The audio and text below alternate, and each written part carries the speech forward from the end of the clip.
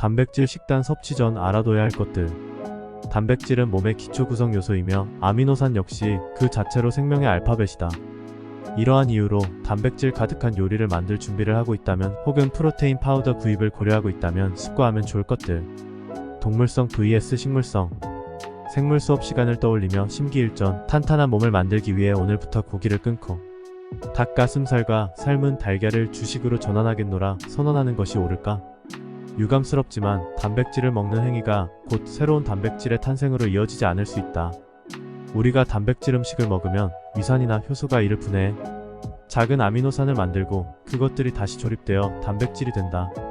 따라서 얼마나 많은 양의 단백질을 함유하고 있느냐 보다는 몸속에서 얼마나 독성 없이 분해돼 효율적으로 활용되느냐에 초점을 맞추는 것이 옳다. 그런 면에서 식물성 단백질은 풀떼기라 호도하기엔 썩 괜찮은 아미노산 공급원이다. 몸에서 스스로 합성할 수 있는 단백질 외에 반드시 음식으로 섭취해야 하는 필수 아미노산의 수치만 비교해도 식물성 단백질은 안전하게 합격점이다. 어느 채식 의사의 고백에 저자 존 맥두걸 박사는 인간은 식물성 음식에서 단백질 사슬을 완벽하게 구성할 수 있는 아미노산을 모두 합성할 수 있다는 연구 발표에도 불구하고 아직도 많은 사람이 식물성 음식은 양질의 단백질을 충분히 공급하지 못한다는 의심을 가지고 있다라며 안타까워한다. 에너지로 바로 사용할 수도 없고 식이섬유도 거의 없으며 소화 과정에서 간과 신장에 무리를 주는 고기를 단백질의 절대 공급원으로 추앙하는 건 어불성설이라는 거다. 평균적으로 70세를 사는 동안 동물성 단백질을 소화하느라 신장 기능의 4분의 1을 잃는다는 연구 결과가 있을 정도니 고기를 지나치게 먹는 것은 노화를 자초하는 길이라 해도 과언이 아니라고 말이다. 그렇다고 모두 함께 채식주의자가 되자는 뜻이 아니다. 맹신을 경계하자는 호소다.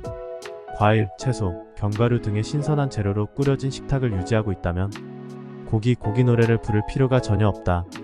육즙과 육질이 주는 풍미를 포기할 수 없다고? 소화 과정에 엄청난 에너지를 써야 하므로 되도록 저녁에 자연에서 키운 방목 닭고기와 소고기를 섭취하도록. 과유불급, 피부 재생 등 몸의 다양한 손실을 복구하기 위해 3g, 그리고 각종 생리학적 필요를 위해 20g에서 30g. 인간은 새로운 세포를 만들거나 호르몬을 합성하고 신체 조직을 수리하기 위해 단백질을 필요로 한다. WHO와 정부가 권장하는 1일 성인 남녀 단백질 요구량은 40에서 60g 정도. 현재 우리나라 국민의 단백질 1일 섭취량은 약 73g으로 이미 충분하다. 몸에 좋은 것을 좀 더 먹는 게 문제가 되겠냐고?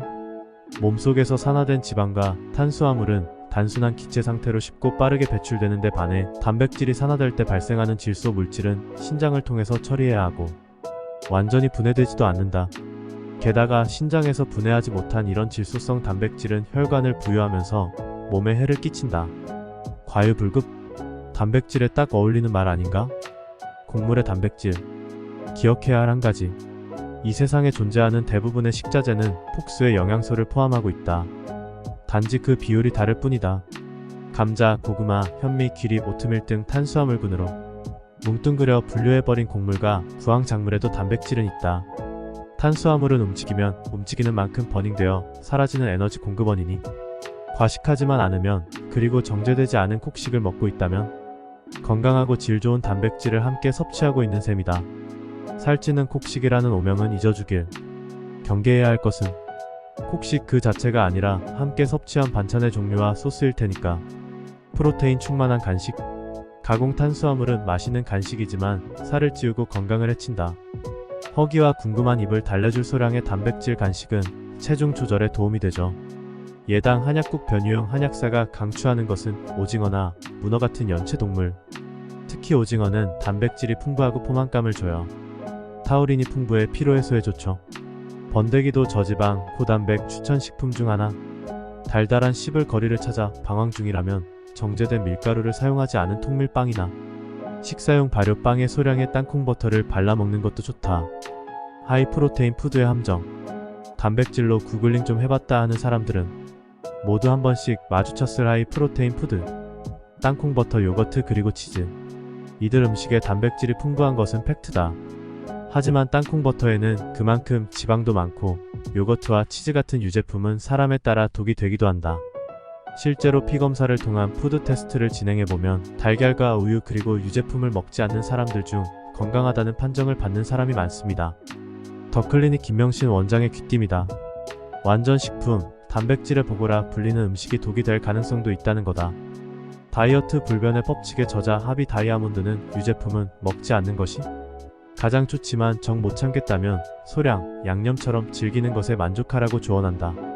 아주 잘게 썰어 순수한 야채 샐러드와 함께 섭취하는 형태로 말이죠.